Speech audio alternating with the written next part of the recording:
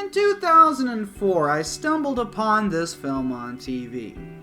It was a year after Radio had released, and when it started, I had no idea what the movie was about. But the opening following James Radio Kennedy on his daily routine was instantly captivating. Cuba Gooding Jr.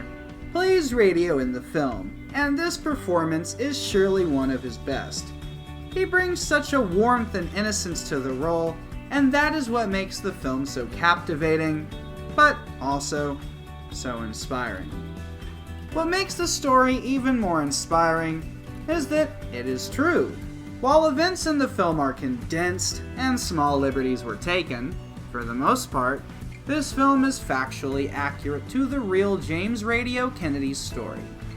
James Radio Kennedy was born in Anderson, South Carolina on October 14, 1947. When Radio was 24, he was seen observing football practice at T.L. Hanna High School, and after some of the team decided to bully Radio, Coach Harold Jones took it upon himself to invite him to practice to try and make up for the altercation that took place. Slowly, a bond forms between Radio and Coach Jones. He invites Radio to every practice, drives him home, and treats him to burgers and fries in the beginning. However, over time, Coach Jones sees something in Radio and helps integrate him into the high school, and even takes the time to tutor him.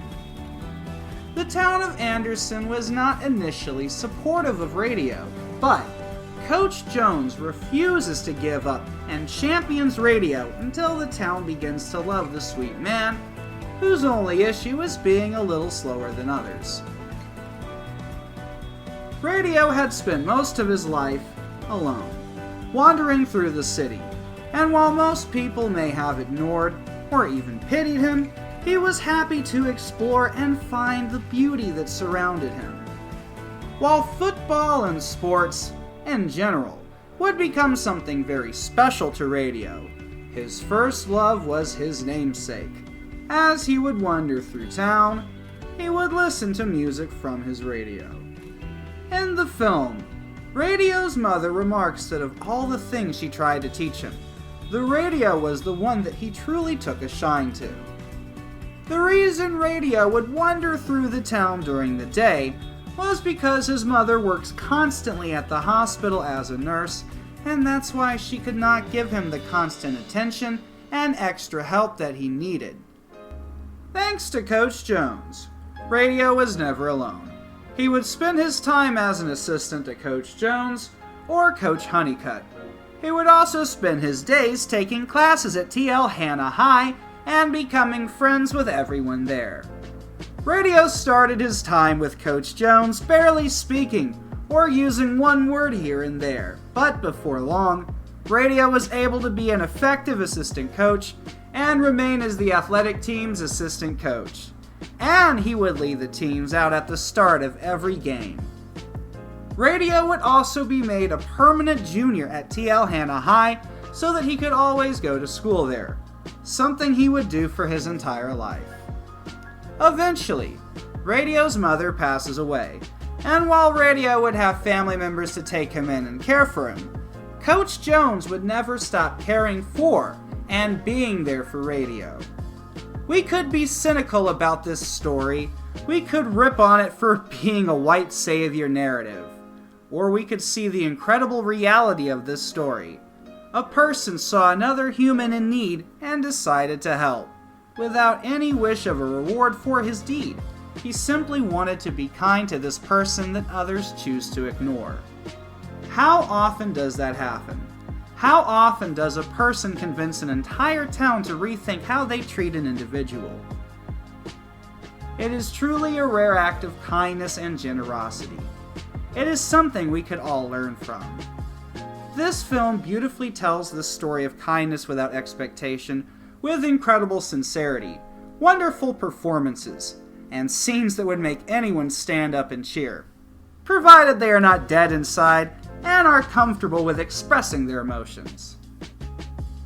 So how was this wonderful film received?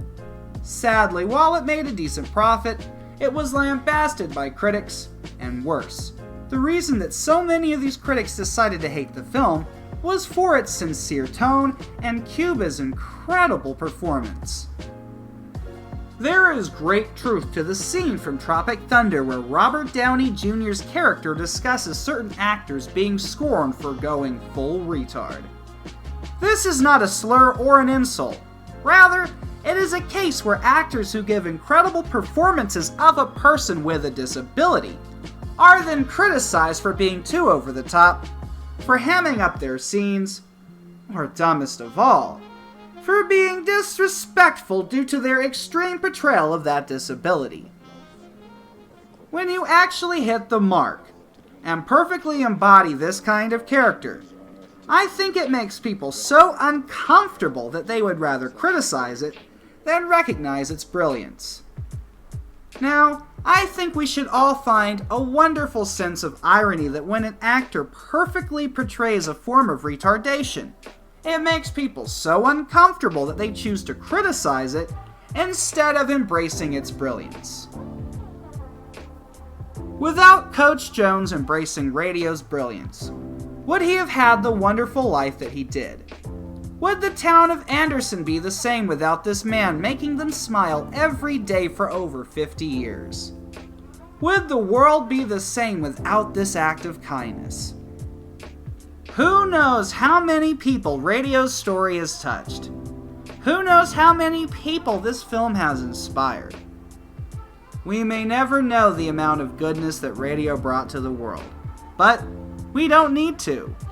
We simply need to smile because he was here. It is easy to groan at those kind of statements. I mean, I am sure the teenage version of me just barfed in their mouth hearing that schmaltz. But the world needs more schmaltz. We need to embrace the good and celebrate these acts of incredible kindness. Just before the end of 2019, James Radio Kennedy, 73, would pass away surrounded by family and friends. His funeral would be attended by many, and he would touch lives you'd never expect.